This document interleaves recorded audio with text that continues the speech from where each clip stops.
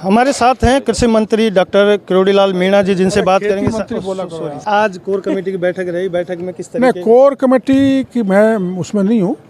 Core committee की मेरे को जानकारी नहीं हुई तो है, लेकिन क्या हुआ पर हमारे जो प्रभारी हैं लोकसभा के संयोजक, हमको 25 के 25 कमल के फूल खिलाने, उस दृष्टि से रणनीति बनाई गई है और सबको बताया है कि क्या क्या कार्यक्रम लिए जाएं,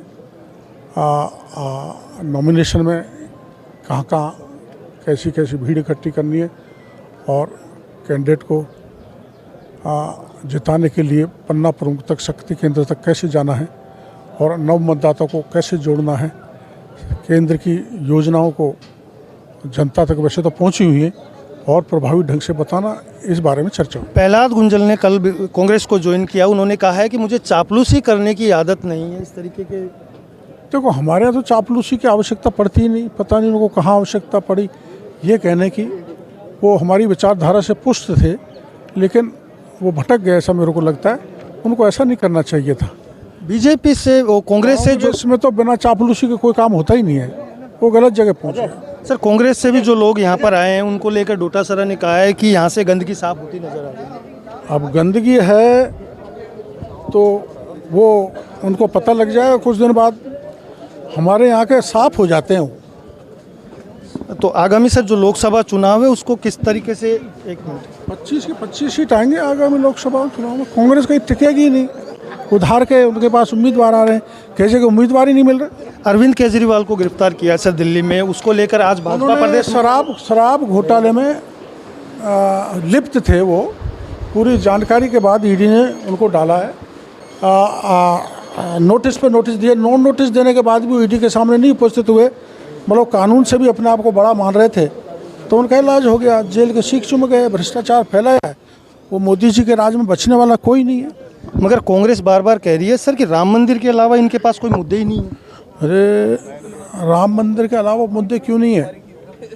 राम मंदिर का हम उपयोग चुनाव की दृष्टि से नहीं करना चाहते, वो तो हमारा आस्था का केंद्र है, सनातन धर्म का सबसे बड़ा, और इसलिए राम मंदिर हमारी विचारधारा में था कि हमें उसे बना के देना है।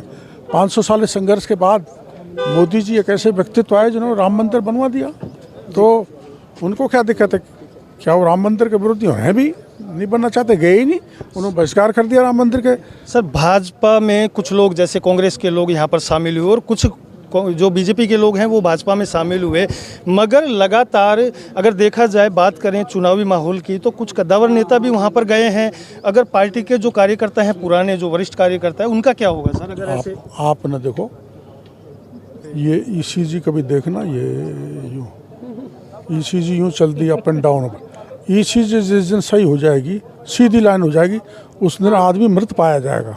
ठीक है सर। ये थे हमारे साथ डॉक्टर किरोड़ीलाल मीणा जी, जिन्होंने कहा कि जो लोकसभा चुनाव हैं वो 25 की 25 सीटें हमारे पास रहेगी, मगर कांग्रेस के पास तो कोई अस्तित्व नहीं रहा है।